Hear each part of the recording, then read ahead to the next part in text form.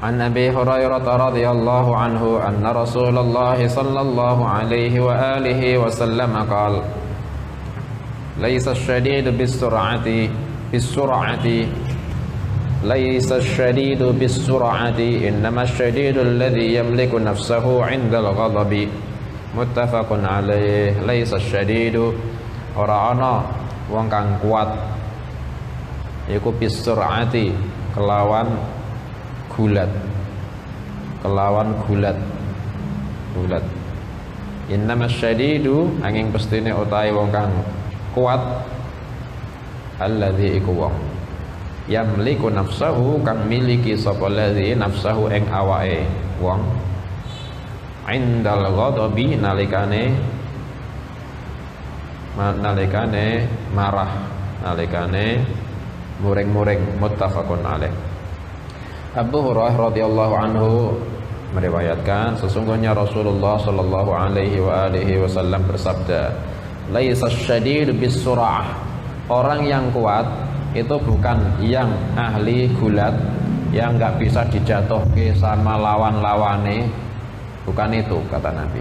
Meskipun kita menyebutnya orang kuat, ya orang macam itu. Orang yang kuat itu yang enggak bisa dijatuhkan sama lawane, tapi menjatuhkan semua lawannya itu kuat versi kita itu. Tapi hakikatnya secara syar'an itu enggak itu yang kuat.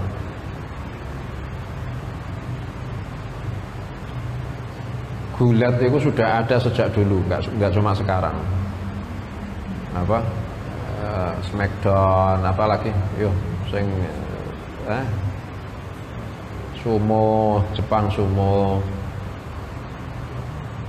Enggak cuma sekarang, sudah ada gulat itu teknik kekuatan tubuh sama teknik mengunci lawan, dikunci, ditelikung sampai gak iso bergerak, wis dilumpuhkan. Sudah ada zaman kuno, sudah ada. Bahkan Nabi pernah gulat. Nabi Rasulullah sallallahu alaihi wasallam kuat loh, Nabi ku kuat. Makanya kalian niku kalian niru Kanjeng Nabi tasbih tok. Kanjeng Nabi kuat loh, pernah gulat loh. Ketika belum hijrah masih di Mekah. Biasanya kalau Nabi di Mekah itu sahabat-sahabat mengkhawatirkan Nabi. Kalau keluar mesti dikawal. Soalnya ketika di Mekah kaum muslimin sithik jumlahnya. Banyak kaum muslimin itu disiksa sama orang musyrik.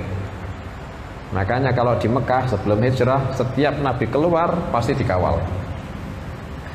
Satu hari Abu Bakar cari Nabi, nggak ketemu. Dicari nggak ketemu, bingung Abu Bakar. Ini mana Rasulullah? Apa ada yang mengajak pergi? Nanti kalau diganggu orang. Bingung Sayyidina Abu Bakar, dicari, ketemu sama Sayyidina Umar. Langsung ditanya, ya Umar, aina Rasulullah? Di mana Rasulullah? Umar jawab, saya mau tanya kau, mana Rasulullah? Saya cari kok nggak ada. Bingung ngeluruh. Khawatir kalau Rasulullah ditangkap, diganggu. Akhirnya mulai jejak-jejaknya Nabi diikuti, tanya-tanya orang, diarahkan sama orang-orang yang tahu. Tadi lewat sana, belok sini. Kaget mereka. Ternyata diarahkan di tempat orang yang biasanya itu ahli gulat. Ada namanya Rukanah binti Abi Yazid. Wong iku gede. Gulat itu enggak pernah kalah. Iku punya kawasan kayak preman, iku punya wilayah itu ngono iku lah, ya. Iku diarahkan iku Muhammad itu di jalan belok sana. Kok tempatnya Rukanah. Ini diganggu Rukanah ya apa Rukanah? Awake gedene ngono kuwate ngono gulat menangan. Ternyata benar Rasulullah di tempatnya Rukanah. Akhirnya ketika diriwayat gitu, ketika sampai di tempatnya Rukanah itu didakwai sama Nabi, ya Rukanah, masuklah Islam. Saya sama Rukanah, bukti kalau yang kau ajakkan itu benar apa. Kalau kau punya, ya saya ikut. Saya punya bukti apa? Kita gulat, kau tak kunci. Nanti kalau kau kalah, kau ikut saya. Ya, sepakat. Rukanah nggak ada yang pernah ngalah ke sebelumnya. Dan Rasulullah Sallallahu Alaihi Wasallam bukan pegulat sebelumnya. Gulat. Ketika pertama kali gulat, langsung dijatuhkan sama Nabi, langsung dikunci, nggak bisa gerak. Rukanah kaget. Ya Muhammad, kau kunci saya, tasra'uni, kau kunci saya, kau mengalahkan saya ya Muhammad. Akhirnya dilepaskan. Ayo kita ulangi ya Muhammad. Rukanah ulangi, ronde loro. Langsung dijatuhkan Nabi, dikunci lagi, gak iso gerak. Ajib. Ayo ulangi lagi, sampai 3 kali kalah terus si Rukanah. Nah, ketika setelah kalah dilepaskan, gimana? Kau bersaksi kalau saya Rasulullah, asyhadu annaka sahir. Saya bersaksi kalau kau tukang sihir wahai Muhammad. Gak iman, tapi setelahnya iman. Setelahnya ada riwayat setelah itu iman. Rukanah sahabi, cuma ketika itu nggak langsung iman, setelahnya iman. Rasulullah bisa gulat, bisa ya ini untuk dakwah, tapi ya dakwah. Nah itu orang yang kuat kata Nabi, meskipun Nabi bisa gulat mengalahkan Rukanah, tapi Nabi nggak mengatakan orang yang kuat itu yang macam itu, contohnya aku, kan Nabi nggak mengatakan gitu. Orang yang kuat bukan karena gulate, bukan. Innamas syadid, wong sing kuat iku alladzi yamliku nafsahu 'indal ghadab. Menurut syara, itu orang yang kuat adalah orang yang mengendalikan dirinya ketika marah. Kok bisa dia masih mengendalikan lesane, kata-kata sing keluar terkendali kabeh padahal marah itu gini. Dan itu angel ya.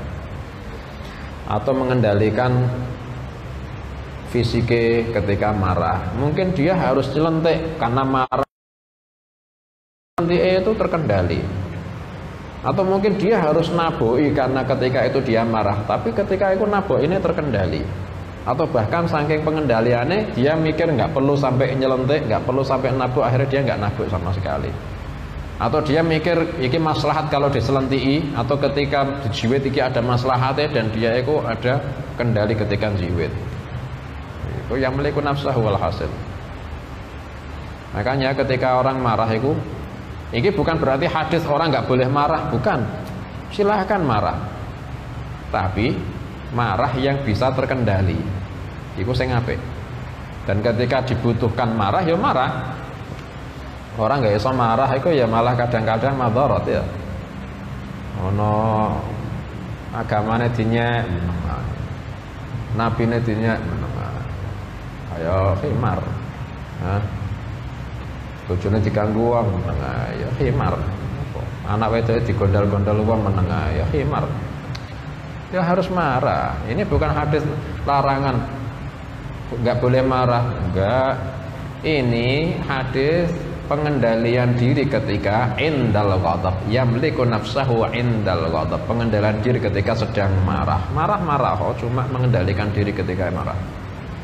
Makanya yang dibutuhkan itu akal, jangan sampai ketutup hawa nafsu ketika kita marah. Karena biasanya orang ketika marah itu akalnya ketutup, akhirnya lesane mengatakan kalimat-kalimat sing tidak terkendali, sing dia itu nanti akan getun setelahnya. Atau tangannya nggak terkendali, akhirnya dia memukul, sing dia itu akan getun setelahnya sampai mateni. Kenapa? Khilaf. Itulah nggak terkendali. Sampai ada ibu ketika marah sama anaknya malah bukan jadi api si anak, malah tambah jadi musibah si anak. Ada ibu marah sama anaknya sampai marahnya nggak terkendali, sampai akhirnya akalnya ketutup, sampai akhirnya lesan mengatakan gelo aku di anak macam kau, gelo melahirkan wong macam kau. Ibu marah sampai ngono, ya anaknya ya tambah beling. Ya apa marah kayak gitu. atau dijiwit sampai tugel ya telingane saking belinge sampai suwek ya apa. Ya dia harus orang tua. Nanti kalau kalian jadi orang tua, penting orang tua ketika marah sama anak itu biasa. Cuma jangan sampai si anak ketika dimarahi orang tua itu Allah juga marah sama si anak. Nanti anak malah tambah dimurkai sama Allah, tambah belingi si anak. Yastahiqul ghadab minallah akhirnya. Makanya ketika ridallah fi ridal walidain wa sukhtallah fi sukhtil walidain. Wong tua marah, Allah ikut marah.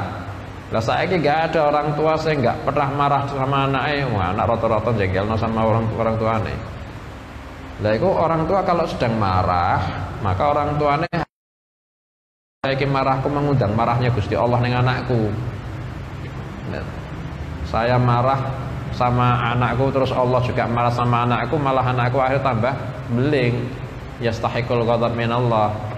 Makanya ketika itu mungkin marah lesane marah tapi atine ya Allah beri hidayah dia. Oh, atine gitu. Ya Allah beri dia ampunanmu dia anakku ya Allah. Nah, gitu. Saya ridho sama dia ya Allah, mohon jenengan kasih hidayah ya Allah. Meskipun lesane wis gak tak kei sangu meneh. Gak oleh. Nah, itu meskipun lesane marah tapi atine iku ana kendalinya.